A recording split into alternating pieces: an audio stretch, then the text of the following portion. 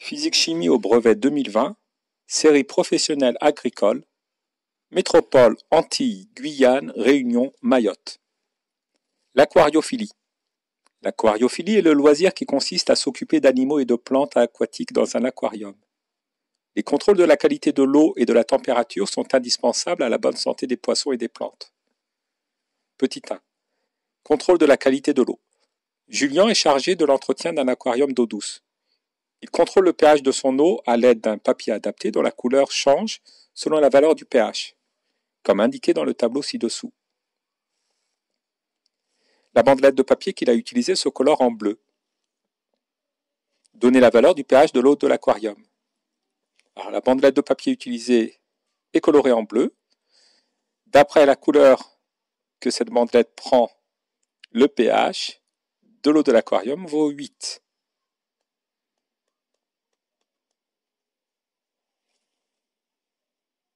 Les déchets organiques, d'éjection des poissons, produisent des ions ammonium NH4+.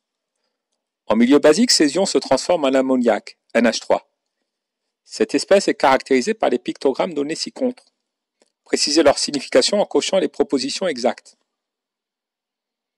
Le premier pictogramme signifie que le produit est dangereux pour l'environnement. Deuxième pictogramme signifie que ce produit est très toxique.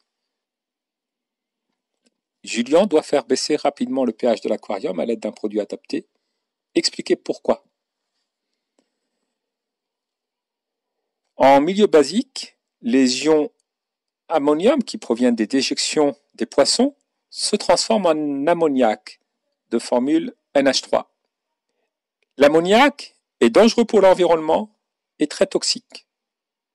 C'est pour cela que Julien doit faire baisser le pH de l'aquarium pour éviter la transformation des ions ammonium en ammoniac. Il doit faire baisser le pH afin que les ions ammonium ne se transforment pas en ammoniac, substance toxique pour les poissons. Contrôle de la température de l'eau. La température de l'eau d'un aquarium doit être comprise entre 23 degrés Celsius et 26 degrés Celsius. Le chauffage et le maintien de la température sont assurés par un thermoplongeur constitué d'une résistance électrique qui permet de chauffer de l'eau. Complétez la chaîne énergétique donnée ci-dessous en choisissant deux formes d'énergie appropriées parmi les suivantes: chimique, thermique, cinétique, électrique. Le thermoplongeur est alimenté électriquement, il reçoit une énergie électrique qu'il transforme en énergie thermique pour chauffer l'eau. L'aquarium est rempli avec 200 litres d'une eau à 19 degrés Celsius. Julien branche le thermoplongeur pour augmenter la température de l'eau. Il effectue des mesures de la température de l'eau à intervalles de temps réguliers, ce qui lui permet d'obtenir le graphique suivant. Alors nous avons la température en ordonnée, le temps en abscisse. En s'aidant de ce graphique, indiquez le temps mis pour que l'eau atteigne la température de 25 degrés Celsius. On fera apparaître sur le graphique les traits de lecture de la réponse. 25 degrés Celsius est situé ici. Nous allons reporter l'ordonnée sur la courbe représentant la température en fonction du temps. Et nous allons lire l'abscisse correspondante. Nous lisons donc ici 7,4 heures. L'énergie nécessaire à l'échauffement des 200 litres d'eau de 19 degrés Celsius à 25 degrés Celsius a pour valeur 1400 Wh. Considérant que la durée nécessaire à cela a pour valeur 7 heures, montrez que la valeur de la puissance du thermoplongeur a pour valeur 200 watts. Donnez, l'énergie est égale à la puissance multipliée par le temps.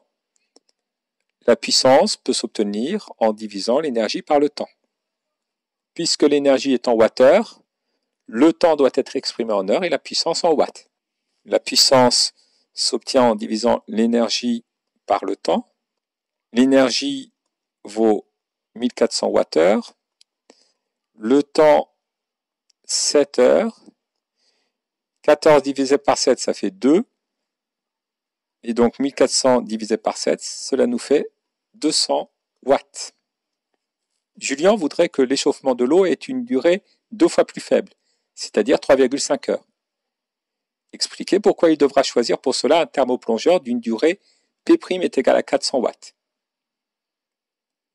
L'énergie qu'il faut apporter à l'eau pour qu'elle passe de 19 degrés Celsius à 25 degrés Celsius n'a pas changé. Elle est toujours de 1400 Wh. Le temps ici est divisé par 2, il vaut 3,5 heures. La puissance du thermoplongeur P' doit être égale à l'énergie divisée par le temps. 1400 divisé par 3,5.